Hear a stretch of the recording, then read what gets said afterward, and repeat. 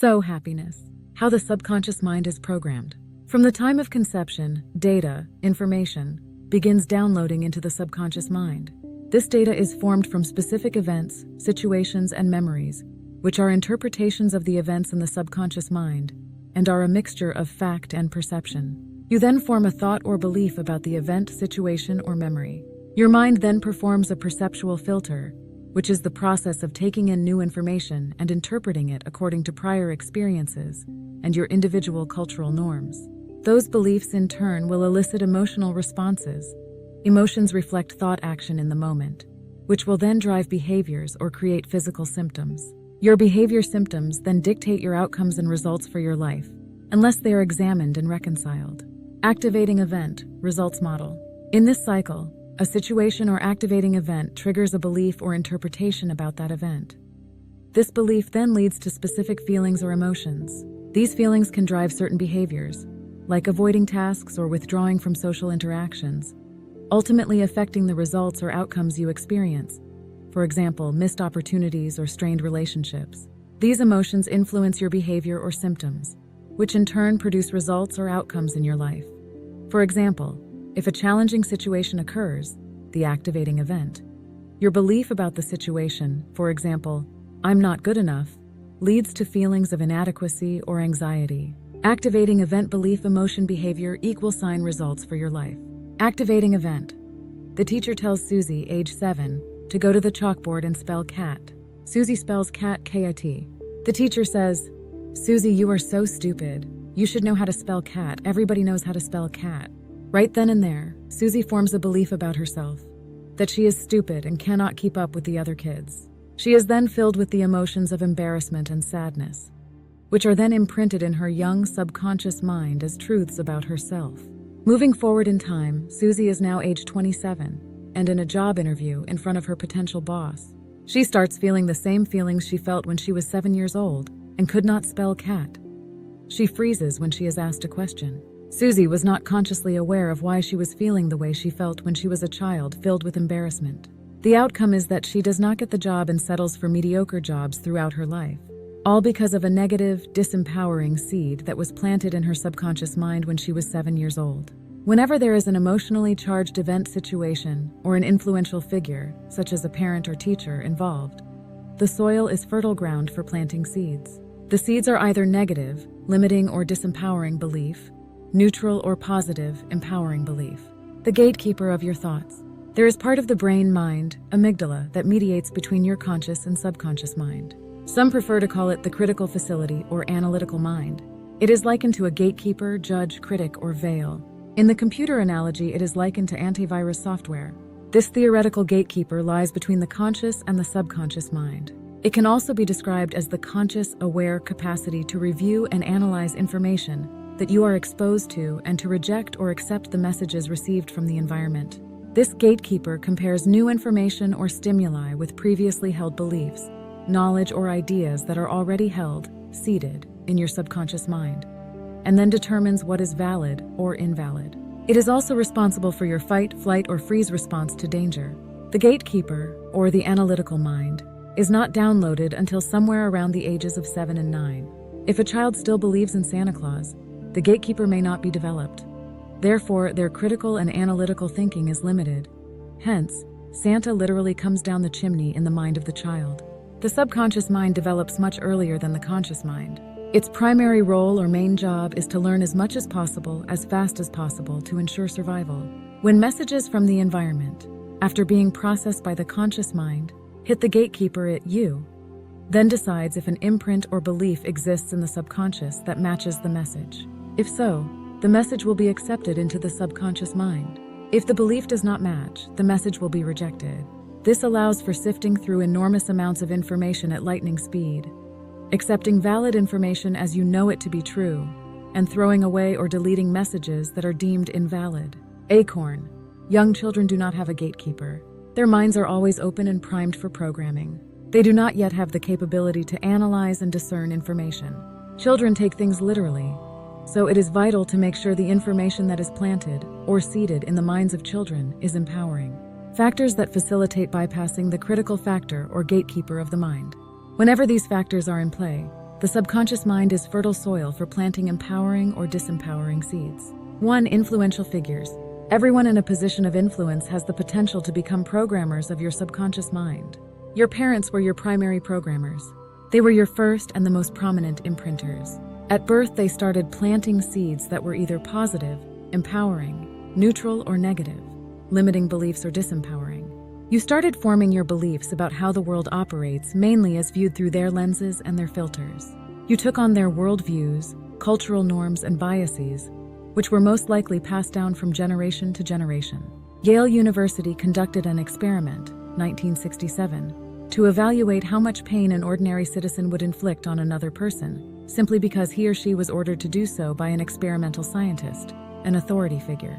It was called the Milgram Experiment, 1974, and was a perfect example of how much power authority figures have in influencing a person. Researchers wanted to investigate whether the Germans were particularly obedient to authority figures, as this was a common explanation for the Nazi horrors in World War II. The study found that people would comply, without hesitation, when directed to inflict pain on someone just because they were told to do so by an authority figure, which astounded and dismayed the researchers. This also explains how Hitler and the Nazis got people to perform horrendous atrocities. It appears when someone else is taking responsibility for ordering an act, it is easier for the perpetrator to inflict pain, which also has its own psychological implications. Jonathan Haidt, 2013, stated, "The echo chamber binds and blinds.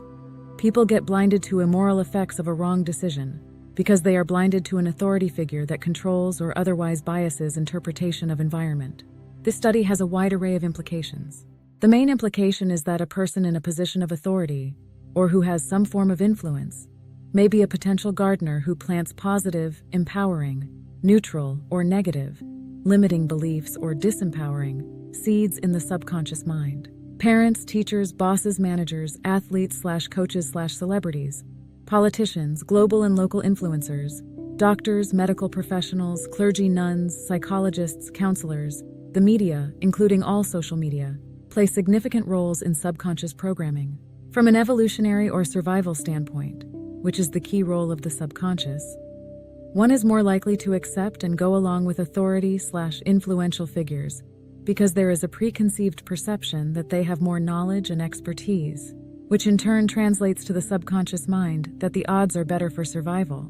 Peers, friends, siblings, coworkers, church members, lovers, etc., are also big imprinters or gardeners in the subconscious mind. From an evolutionary standpoint, going back to the caveman days, being part of a couple or a community, tribe, contributed to garnering more strength in numbers. Strength in numbers equated to increased chances of survival. Just like other influential figures in your life, peers may plant positive or negative, limiting belief seeds in your mind. An example of one's peers influencing the subconscious mind is teenagers start cigarette smoking when encouraged to do so by their peers. Given the conscious or subconscious need to fit in and be a part of the tribe, says he feels the pressure to take the first puff. Example: a smoker blames his cigarette addiction on idolizing a movie star. At the tender age of 13, he watched a film in which Humphrey Bogart stopped to light up while standing under a streetlight. On the way out of the theater, he bought a pack of unfiltered Lucky Strikes. From the subconscious perspective, this was a good thing, in that it was meeting the need to look as suave as the actor, so he would be cool enough to fit in and be a part of the tribe, which may offer a perceived better chance of survival. Keep in mind the subconscious is not the logical part of the brain. In adulthood, lovers are big imprinters on the subconscious mind. What is said and portrayed in an emotionally bonded state can also create positive and/or negative core beliefs. If you are rejected or betrayed by your lover, the feelings of rejection might be interpreted by your subconscious mind as danger, because you may equate no longer being part of the couple, which may then lower your chances of survival or ability to procreate. As in life, when divorce or separations occur, significant portions of tangential relationships are often severed, in addition to the primary one, thus leaving the single one outside of the tribe and tasked with trying to survive alone. Acorn: the subconscious is not logical, obeys commands, and is literal. 2. Heightened emotions. The critical factor or gatekeeper is off-duty when emotions are heightened. Whenever emotions are elevated, either high or low, the subconscious is fertile ground for planting seeds, positive or negative, limiting beliefs. Words and actions that are experienced or witnessed while in a highly charged emotional state will make an imprint on the subconscious mind. An excellent example of how a highly charged emotional environment can imprint on the subconscious mind is the 9/11 tragedy. Most people can share every detail about certain parts of that day. It left a huge imprint on the subconscious minds of individuals and the collective consciousness, instilling fear, grief, and loss of security in the minds of people who experienced or witnessed this tragedy. When people are in a highly charged argument or disagreement, the words and actions can leave deep-rooted messages in the subconscious mind. When a woman is called a stupid bitch, or a child is bullied and called names, ST will often internalize what is being said and make that part of her or his identity. Words spoken in a highly charged, emotional setting may have long-term detrimental effects on people, especially on children, as the subconscious does not discern fact from fiction. On the flip side, positive high emotions are also imprinted on the subconscious mind. When good things are happening or a person is in a happy, grateful state of mind, the subconscious will cultivate those positive, empowering seeds. Most people can recall every detail of their first kiss, their wedding day, or the birth of their children. Strong emotions leave imprints which program the subconscious mind. Repetition and habituation. Repetition is another way the subconscious mind is programmed. The rule is, thoughts, neurons that fire together are wired together. In other words, creating neural pathways that are like a smooth, paved highway. The more you think or focus on something, the easier the pathway is to that thought. Not unlike building up muscles or walking the same path. That little voice in your head that keeps saying you are stupid or dumb needs to be reconciled with. Because the more a thought or idea is exposed to your mind, the more ingrained it will become in your subconscious mind. Conversely, the more you focus and think about what you do want, the more ingrained those ideas will be in your mind. Repetition is highly effective in programming new subconscious beliefs. Positive affirmations, framed in the right way, more on that later, can facilitate the programming and reprogramming of your mind. 1. Altered state of mind. The subconscious is highly programmable when it is in a non-ordinary, altered state of mind. An altered state of mind is when your brainwave patterns are in either alpha or theta states, between 4-14 Hz cycles per minute. Prayer and meditation are wonderful ways to go into an altered state of mind, as are yoga, tai chi, neuro-linguistic programming, NLP, and breathwork, etc. Some people report that high-intensity exercise also facilitates an altered state of mind. They often refer to such practices, that is, running, dancing, weightlifting, martial arts, etc., as meditation in motion. Certain pharmaceutical drugs and plants create an altered state of mind or consciousness. Hypnosis is also a proven approach. Hypnosis may be one of the most effective tools to go into an alpha-theta brainwave pattern to help program or reprogram your mind. Hypnosis is a natural yet altered state of mind wherein the mind is relaxed and attention is focused. When this happens, the critical faculty, the gatekeeper, is down or off duty, and you are in a heightened state of susceptibility or suggestibility. Note: parents need to be acutely aware that watching movies, television, or playing video games can put someone in an altered, hypnotic state of mind. Therefore, it is especially important to evaluate and monitor what is being downloaded or programmed, seeded, in the minds of their children. Acorn. The subconscious mind is fertile and primed for programming, seeding, when the gatekeeper or guard is down or off duty. This happens when one is exposed to influential figures, repetition, high emotion, or when the mind is in an altered state. Next, learn the 18 rules of the subconscious. Enjoy the journey of sowing love and happiness.